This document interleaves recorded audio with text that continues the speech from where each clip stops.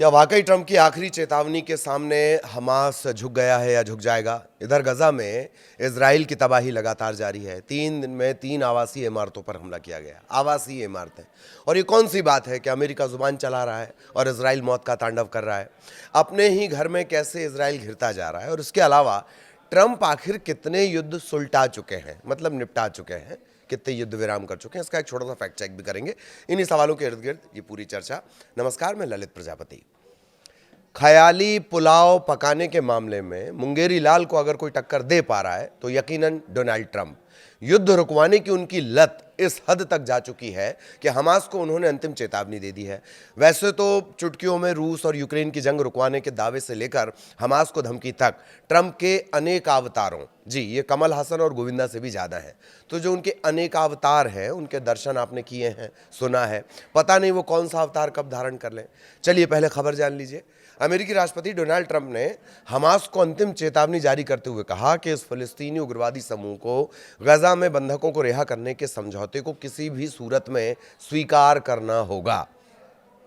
Trump ने social media पर ज़्यादा जानकारी देते हुए बहुत ज़्यादा जानकारी शेयर नहीं की, पर यह लिखा कि इजरायलियों ने मेरी शर्त स्वीकार कर ली है, अब समय आ गया कि हमास भी मान ले। मैंने हमास को न मानने पर अंजाम भुगतने की चेतावनी दे दी है। ये मेरी आखिरी चेतावनी है, अगली बार चेतावनी नहीं दूंगा। इस चेतावनी में उन्होंने कहा कि इजरायलियों ने मेरी बात मान ली है, और वो बात ऐसे मान ली है कि इजराइल ने तो हमले और ज़्यादा तेज़ कर दिए। ट्रंप ने ये चेतावनी अपने सोशल मीडिया प्लेटफॉर्म ट्रुथ पर जारी की है, और इस पर उनके पोस्ट के तुरंत बाद जारी एक बयान में हमास ने कहा है कि वो सीज फायर समझौते पर पहुंचने के उद्देश्य से अमेरिकी पक्ष के कुछ विचारों के बाद तुरंत बातचीत की मेज पर बैठने के लिए तैयार है। अमेरिका का न्यूज़ आउटलेट है एक्सियोस, उसने ये बताया कि अमेरिकी दूत स्टीव विटकॉफ ने पिछले सप्ताह हमास को गजा बंधक और युद्ध विराम समझौते के लिए एक नया प्रस्ताव भेजा था, लेकिन व्हाइट हाउस ने अभी कोई इसका डिटेल जारी नहीं किया है, किस तरह का ये जो प्रस्ताव भेजा गया वो है। इससे पहले मार्च की शुरुआत में ट्रंप ने हमास को एक ऐसा अल्टीमेटम जारी किया था, इसमें शेष सभी बंधकों को तुरंत मुक्त करने और मरे हुए बंधकों के शवों को सौंपने की मांग की गई थी। तब ट्रंप ने यह कहा था कि यदि हमास ऐसा नहीं करेगा तो उसका खेल खत्म हो जाएगा।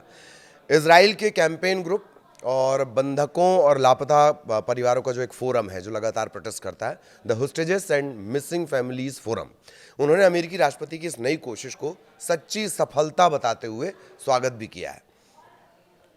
याद रखिए कि आतंकियों ने 7 अक्टूबर 2023 को इजराइल पर बड़े पैमाने पर हमला किया। 251 बंधक बना लिए गए, इनमें से 47 के अभी गजा में होने की आशंका है।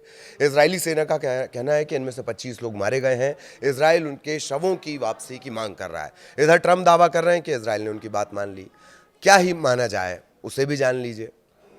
ट्रंप और हमास की तरफ से बयान तब आए हैं जब इजराइल ने गजा शहर के एक और आवासीय टावर पर बमबारी कर दी, यानी जहां आम लोग रहते हैं, उसे पूरी तरह तबाह कर दिया। पिछले 3 दिनों में तीसरा ऐसा ही आवासीय टावर है जिसे इजराइल ने मिट्टी में मिला दिया। इजराइल के जो प्रधानमंत्री हैं बेंजामिन नेतन्याहू, उन्होंने घोषणा की है कि उनकी सेना गजा के प्रमुख शहरी केंद्र पर अपने हमले को तेज कर रही है।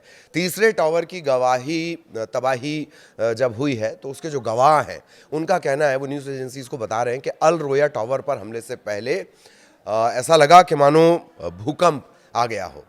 इजराइल की वायुसेना ने पिछले 2 अन्य आवासीय ऊंची इमारतों को इससे पहले ध्वस्त कर दिया है।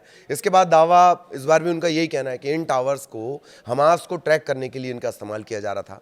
नेतन्याहू ने रविवार को कहा कि लगभग 1 लाख निवासी पहले ही गजा शहर छोड़ चुके हैं। हमास पर लोगों की निकासी, शहर छोड़कर जाने की से रोकने की कोशिश करने और नागरिकों को ढाल के रूप में इस्तेमाल करने का आरोप लगाया। यही इजराइल हर बार कहता है हमास के लिए। तनाव बढ़ने से इलाके में रहने वाले फ़लस्तीनियों के लिए पहले ही गंभीर मानवीय स्थितियाँ हैं और उनमें और ज़्यादा गिरावट की आशंका पैदा हो रही है। इजरायली प्रदर्शनकारियों ने इजराइल की सड़कों पर उतरकर अपनी ही नेतन्याहू सरकार से गजा शहर पर कब्जा करने के फैसले को पलटने को लेकर प्रोटेस्ट किया है। उन्हें ये डर है कि वहाँ जो बंधक बनाए गए लोग हैं उनकी जान खतरे में पड़ जाएगी, उन्हें मार दिया जाएगा।